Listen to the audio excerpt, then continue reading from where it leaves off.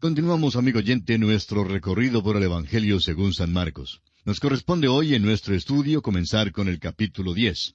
En este capítulo Jesús habla sobre el matrimonio y el divorcio. Bendice a los niños. Ama al joven rico, pero amonesta a los discípulos que no amen las riquezas. Anuncia su muerte una vez más. Niega la petición de Santiago y Juan y abre los ojos del ciego Bartimeo. El primer versículo de este capítulo 10 dice: Levantándose de allí, vino a la región de Judea y al otro lado del Jordán. Notará usted que siempre hay mucho movimiento en Marcos. El hecho es que la geografía evidenciada en Marcos es muy interesante. En el capítulo 9 de este Evangelio, versículo 30, leemos que, habiendo salido de allí, caminaron por Galilea, y no quería que nadie lo supiese. Jesús estaba saliendo de allí por última vez, y no quería que le dieran una despedida afectuosa, porque eso no es lo que el Señor quería en ninguna manera. Ahora llega a la región de Judea, al otro lado del Jordán, o sea, en la ribera oriental, en el mismo lado de la región que llamamos Decápolis, debido a las 10 ciudades que están allí. Por tanto, encontramos a Jesús al otro lado del Jordán, y el pueblo acude a él y les enseña tal como solía hacerlo. Ahora hace su subida final a Jerusalén. Los enemigos, los sabuesos de odio, siguen su pista. Leamos entonces los primeros 2 versículos de este capítulo 10 del Evangelio según San Marcos. Levantándose de allí, vino a la región de Judea y al otro lado del Jordán. Y volvió el pueblo a juntarse a él, y de nuevo les enseñaba como solía.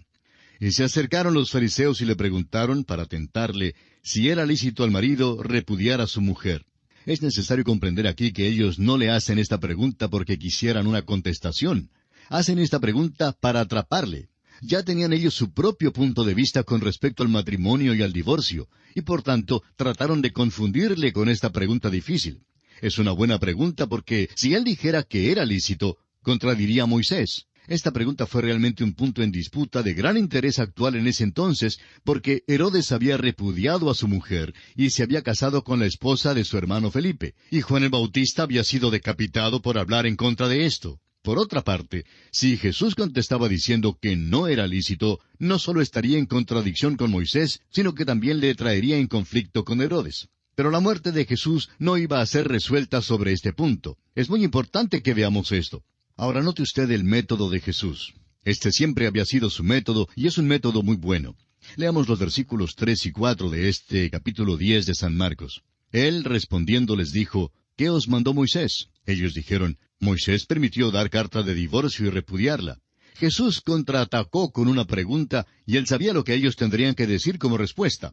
Allá en Deuteronomio 24, 1 y 2, la ley mosaica declaraba: cuando alguno tomare mujer y se casare con ella, si no le agradare por haber hallado en ella alguna cosa indecente, le escribirá carta de divorcio, y se le entregará en su mano, y la despedirá de su casa. Y salida de su casa, podrá ir y casarse con otro hombre. Como podemos ver, Moisés permitió el divorcio, y parece que lo permitió por razón de una excusa bastante débil.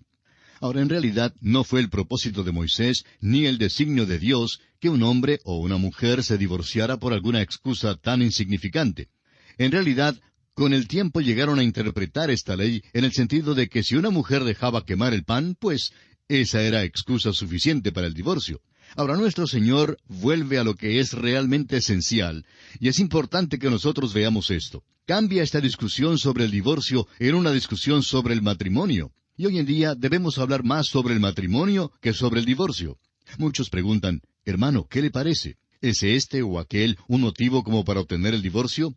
Cuando algunos jóvenes quieren casarse, nunca hablan con el predicador. Son muy pocos los que vienen para decir: ¿cuál es el propósito para el matrimonio? Simplemente vienen para decirle al pastor que se quieren casar, pero no tienen ningún interés en averiguar si el pastor aprueba su matrimonio o no. Su única pregunta es si los casará. Lo importante que debemos notar aquí es que Jesús va a discutir el asunto del matrimonio con los fariseos. Note usted cómo nuestro Señor maneja las cosas. Da la razón para el permiso del divorcio. Fue por causa del pecado que Dios otorgó el divorcio bajo la ley mosaica. Leamos los versículos 5 al 9 de este capítulo 10 de Marcos. Y respondiendo Jesús les dijo: por la dureza de vuestro corazón os escribió este mandamiento, pero al principio de la creación, varón y hembra los hizo Dios. Por esto dejará el hombre a su padre y a su madre, y se unirá a su mujer, y los dos serán una sola carne. Así que no son ya más dos, sino uno. Por tanto, lo que Dios juntó, no lo separe el hombre. Lo que Jesús está diciendo aquí vuelve a los fariseos al ideal de Dios en la creación antes que el pecado entrara en el mundo. El divorcio no estaba en el plan de Dios ni en su programa en aquel entonces. Tenía en consideración algo mucho mejor para el hombre. También se puede decir que el asesinato no estaba en el plan de Dios, pero los asesinatos han sido perdonados. El divorcio es un pecado, pero los que se divorcian pueden ser perdonados. Y creemos sinceramente que bajo ciertas circunstancias los divorciados pueden volver a casarse, amigo oyente, y creemos que este es un punto de vista bíblico.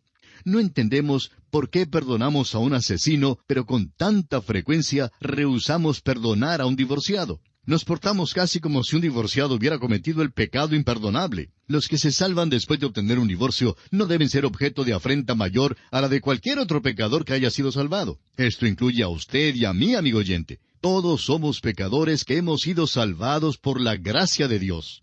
Sucede que el divorcio es el pecado de algunos. Lo que dice acá en esta sección es que el matrimonio es un lazo más fuerte que el del padre y su hijo. A un niño se le puede negar, pero el matrimonio solo puede ser roto por la infidelidad. Este discurso tiene que ver más con el matrimonio que con el divorcio. Jesús indica aquí que el matrimonio es algo que Dios hace. Dios une a una pareja. Este fue el designio original del Creador. Cualquier violación de esto es pecado, pero no constituye el pecado imperdonable. De eso estamos seguros. Y quisiéramos decir aquí que hoy en día oímos hablar tanto en cuanto a ciertos porcentajes. En el sur del estado de California, en los Estados Unidos, por ejemplo, se dice que mucho más del 50%, y se dice que hasta el 80% de los que se casan son personas que han sido divorciadas. Y esto se cita como una proporción entre divorcios y matrimonios. La pregunta básica en esto, amigo oyente, no es simplemente si es malo obtener un divorcio, sino más bien si es malo casarse. Nos parece que le estamos poniendo candado a la caballeriza después que el caballo se ha ido. Hay quienes se casan cuando en realidad no debieran casarse. Y este es el problema. El pecado lo constituye el hecho de que se hayan casado. Amigo cristiano, usted que cree en Jesucristo debe pensarlo bien antes de casarse.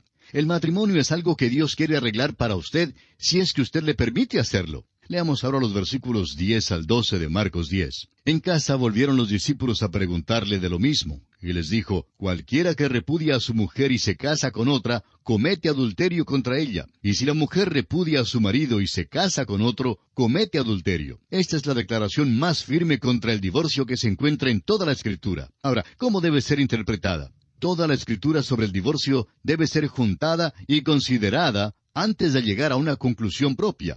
El pasaje análogo en Mateo menciona la fornicación como el único motivo para el divorcio. Ahora, ¿por qué omitió esto Marcos? Marcos estaba escribiendo a los romanos, quienes no conocían la ley mosaica, mientras que Mateo estaba escribiendo a los israelitas que tenían la ley de Moisés en cuanto al divorcio y la conocían bien. De modo que se debe considerar este asunto a la luz de todo esto. El apóstol Pablo, en su carta a los Romanos, capítulo 7, versículo 2, dice, «Porque la mujer casada está sujeta por la ley al marido mientras éste vive, pero si el marido muere, ella queda libre de la ley del marido». Este pasaje no se aplica al problema del divorcio hoy en día. El sistema mosaico castigaba a la esposa o al esposo infiel. Eran ejecutados a pedradas, según Deuteronomio capítulo 22, versículos 22 al 24. Ahora hoy en día no los matamos a pedradas. Si lo hiciéramos, habría pues montones de piedras por todas partes. La verdad es que no podríamos viajar por las autopistas de nuestros países. Según la ley mosaica, un esposo o una esposa que fuera culpable de adulterio podría ser tratado como si hubiera muerto para su cónyuge. La Escritura reconoce un solo motivo para el divorcio y es la infidelidad. La persona inocente queda libre para casarse según estas palabras de Cristo. Y pasamos ahora al siguiente aspecto en este capítulo 10. Jesús bendice a los niños. La discusión sobre el divorcio y la bendición de los niños aparecen juntas tanto en el Evangelio de Mateo como en el de Marcos. Y nos parece que el Espíritu de Dios está tratando de decirnos algo aquí. Los niños, amigo oyente, son el fruto inocente del matrimonio. Y por tanto, un divorcio llega a ser doblemente malo porque causa mucho sufrimiento a los niños que son sus víctimas inocentes. Es asombroso ver el número de jóvenes que se hallan en toda clase de aprietos hoy en día, que proceden de hogares donde los padres se han divorciado. Y eso no es el fruto de alguna casualidad. El divorcio, amigo oyente, es una causa directa de esta tragedia. Veamos ahora los versículos 13 al 16 de Marcos 10. Y le presentaban niños para que los tocase, y los discípulos reprendían a los que los presentaban. Viéndolo Jesús se indignó y les dijo, Dejad a los niños venir a mí, y no se lo impidáis, porque de los tales es el reino de Dios. De cierto os digo que el que no reciba el reino de Dios como un niño, no entrará en él. Y tomándolos en los brazos, poniendo las manos sobre ellos, los bendecía. Hoy en día esperamos que el pequeñito crezca para que luego haga una decisión de aceptar a Cristo como su Salvador. Nuestro Señor dice que desea que los adultos sean como los pequeños. Oímos hablar tanto hoy en día en cuanto al crecimiento y el desarrollo, y eso es maravilloso, después que se llega a ser hijo de Dios. Pero realmente, la mayoría de nosotros nos equivocamos de vía. Necesitamos dejar a un lado nuestras habilidades, nuestra falta de simplicidad y nuestra supuesta sofisticación, de la que tanto nos jactamos hoy, y necesitamos volver a la simplicidad de la niñez. Tenemos que confiar en Cristo por la fe. Nuestro Señor tomó los niños en sus brazos y puso las manos sobre ellos y los bendijo. Él nunca tomó a otros en sus brazos, así como tomó a estos niñitos. Tomó a estos niñitos porque siempre recibirá a los niños. Si los niños mueren en su infancia antes de alcanzar la edad de responsabilidad, van a Él y a su reino celestial. Y pasamos ahora al siguiente aspecto, el encuentro de Jesús con el joven rico. Hemos hablado mucho en cuanto al joven rico en el Evangelio de Mateo, y pasaremos mucho tiempo con él cuando lleguemos a nuestro estudio en el Evangelio según San Lucas. En nuestro estudio de los Evangelios, notará usted que ponemos un mayor énfasis en ciertos pasajes, pero no haremos mayor énfasis sobre este pasaje. Sin embargo, quisiéramos dirigir su atención a ciertas cosas que consideramos importantes. Leamos entonces los versículos 17 y 18 de Marcos capítulo 10.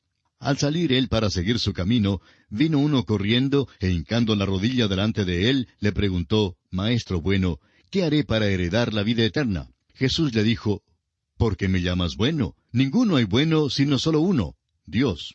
En estos días de materialismo craso, este incidente del joven rico y su reacción a las enseñanzas de nuestro Señor Jesucristo en cuanto a las riquezas es algo muy pertinente para cada uno de nosotros. Mateo nos dice que el joven era rico, y creemos que su interrogante era una pregunta muy normal para un hombre que vive bajo la ley mosaica. Este joven vivía bajo la ley mosaica, bajo el sistema mosaico, y preguntó lo que debía hacer para heredar la vida eterna. Jesús trata de lograr que el joven piense, ¿por qué llama bueno a Jesús? Hay uno solo que es bueno, y ese es Dios. Si llama a Jesús bueno, entonces dice que Jesús es Dios. Ahora note usted que Jesús da al joven los mandamientos que son incluidos en la segunda sección de los 10 mandamientos.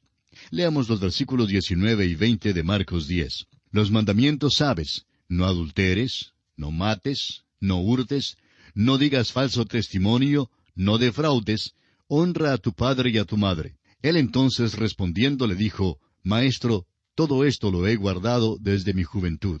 La primera sección de los mandamientos tiene que ver con la relación del hombre con Dios. La segunda sección tiene que ver con la relación del hombre para con el prójimo. Aquí nuestro Señor Jesucristo no habló en cuanto a la relación del hombre para con Dios, sino en cuanto a su relación para con el prójimo. A este joven le había sido posible satisfacer las normas de la segunda sección, así que dijo que los había guardado bien. Note usted ahora la respuesta de Jesús a este joven rico en los versículos 21 y 22 de Marcos 10. Entonces Jesús, mirándole, le amó y le dijo, una cosa te falta.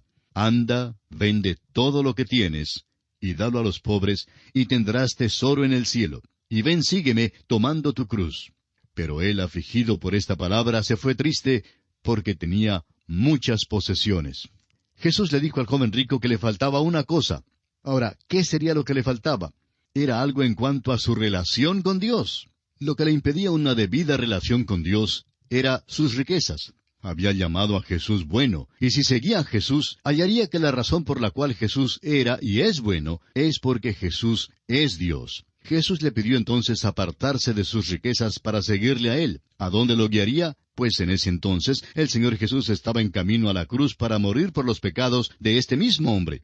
Si este joven hubiera seguido a Jesús, Hubiera tenido que venir hasta la cruz para la redención, pero estaba afligido y se fue triste. Hay un gran mensaje aquí. El apóstol Pablo dice en su primera carta a Timoteo, capítulo 6, versículo 10, que raíz de todos los males es el amor al dinero. Y en realidad, esto no es más que una repetición de lo que nuestro Señor le dijo en esta ocasión al joven rico. El dinero puede comprar casi cualquier cosa, excepto lo de mayor valor, la vida eterna. En este discurso Jesús revela la imposibilidad de que un rico pueda entrar al cielo mediante las riquezas. Es imposible que cualquier hombre entre al cielo por sus propios medios. Leamos los versículos 23 al 25 de este capítulo 10 de Marcos. Entonces Jesús, mirando alrededor, dijo a sus discípulos, «Cuán difícilmente entrarán en el reino de Dios los que tienen riquezas». Los discípulos se asombraron de sus palabras, pero Jesús, respondiendo, volvió a decirles, «Hijos, cuán difícil les es entrar en el reino de Dios a los que confían en las riquezas. Más fácil es pasar un camello por el ojo de una aguja que entrar un rico en el reino de Dios». Bueno, un camello no puede pasar por el ojo de una aguja. Eso es obvio, eso es humanamente imposible. Pero para Dios, todas las cosas son posibles. El hombre no lo puede hacer, solo el Señor Jesús puede hacerlo. Tenemos la idea hoy en día de que si tenemos dinero, lo podemos hacer todo. Alguien ha escrito unas palabras en cuanto al dinero, y no sería malo que pensemos en ellas un poquito. Dicen, el dinero compra una cama, pero no puede comprar el sueño. El dinero compra la comida, pero no puede comprar apetito. El dinero compra la medicina, pero no puede comprar salud. El dinero compra una casa, pero no puede comprar un hogar. El dinero compra un diamante, pero no puede comprar amor. El dinero compra un banco de una iglesia, pero no puede comprar la salvación. Ahora Jesús convidó al joven a desprenderse de aquello que se interponía entre él y Dios. Si hubiera seguido a Jesús, hubiera aprendido la razón por la cual Jesús es bueno, y es porque Jesús es Dios. Junto con el incidente del joven rico, aprendemos que Jesús dio una amonestación en cuanto al peligro de amar las riquezas. Seguimos ahora adelante en nuestro estudio de este Evangelio de Marcos capítulo 10 y pasamos al siguiente aspecto. Jesús anuncia una vez más su muerte. Leamos los versículos 32 al 34. Iban por el camino subiendo a Jerusalén, y Jesús iba delante, y ellos se asombraron y le seguían con miedo. Entonces, volviendo a tomar a los 12 aparte, les comenzó a decir las cosas que le habían de acontecer. He aquí subimos a Jerusalén, y el Hijo del Hombre será entregado a los principales sacerdotes y a los escribas, y le condenarán a muerte, y le entregarán a los gentiles, y le escarnecerán, le azotarán y escupirán en él, y le matarán, mas al tercer día resucitará. Amigo oyente, Jesús se está moviendo hacia Jerusalén. Él sabe esto, y así les dice a sus discípulos que va a morir allí. Note usted una vez más que junto con su muerte siempre hace mención de su resurrección. Leamos ahora los versículos 35 al 38. Entonces Jacobo y Juan, hijos de Zebedeo, se le acercaron diciendo, Maestro, querríamos que nos hagas lo que pidiéremos. Él les dijo, ¿qué queréis que os haga? Ellos le dijeron, concédenos que en tu gloria nos sentemos el uno a tu derecha y el otro a tu izquierda. Entonces Jesús les dijo, ¿no sabéis lo que pedís? ¿Podéis beber del vaso que yo bebo, o ser bautizados con el bautismo con que yo soy bautizado? Como usted recordará, estudiamos este incidente en nuestro recorrido por el Evangelio de San Mateo. La madre había llegado a Jesús y le había pedido este privilegio. Por tanto, cuando Jesús les preguntó si podían ser bautizados con el mismo bautismo que el Señor sufriría, ellos contestaron que sí. Prosigamos con los versículos 39 y 40 de este capítulo 10 de Marcos. Ellos dijeron, «Podemos». Jesús les dijo, «A la verdad del vaso que yo bebo beberéis, y con el bautismo con que yo soy bautizado seréis bautizados. Pero el sentaros a mi derecha y a mi izquierda no es mío darlo, sino a aquellos para quienes está preparado». Sabemos que Santiago llegó a ser mártir. Juan fue exiliado en la isla de Patmos. Tal vez fue martirizado, pero esto no se sabe con seguridad. En nuestro estudio del Evangelio según San Mateo, hablamos en gran detalle en cuanto a la contestación del Señor. Él no dijo que no había un lugar a la diestra ni a la izquierda. Dijo que el lugar no es dado arbitrariamente a cualquiera que Él desee darlo, sino que será dado a aquellos para quienes está preparado. Amigo oyente, el cielo es una dádiva. Lo recibimos gratis, pero nuestro lugar en el cielo es una recompensa. Tenemos que trabajar para recibirla. La salvación es gratis, pero trabajamos para recibir una recompensa. Si es que usted, amigo oyente, va a recibir una recompensa de Dios, No la recibirá simplemente por estar con las manos cruzadas, ni por quejarse, ni por sentarse en una mecedora. Tendrá que trabajar para poder recibir la recompensa. Quizás sería mejor decir que tiene que dejar que Dios le use y permitir que Él haga su obra en usted, usándolo como instrumento útil. Esto todavía quiere decir que usted tiene que trabajar y no estar ocioso. Los otros 10 discípulos estaban turbados por este incidente y por tanto el Señor tiene que enseñarles otro principio. Y es que el método que el mundo usa no es el método de Dios. El método de Dios es tomar a aquellos que son humildes y que están dispuestos a humillarse para poder servirle y luego ponerlos en lugares de prominencia. El jefe debe ser siervo de todos. Luego en el versículo 45, el Señor declara el principio fundamental de este Evangelio. Leámoslo. Porque el Hijo del Hombre no vino para ser servido, sino para servir y para dar su vida en rescate por muchos. Sí, amigo oyente, Cristo Jesús vino para dar su vida por usted y por mí. Acéptele hoy y sea salvo por toda la eternidad. Que el mismo Dios ponga en su corazón la determinación de hacerlo en este mismo instante. Dios mediante, en nuestro próximo programa proseguiremos con este estudio del Evangelio según San Marcos. Hasta entonces, pues, que el Señor le bendiga, es nuestra ferviente oración.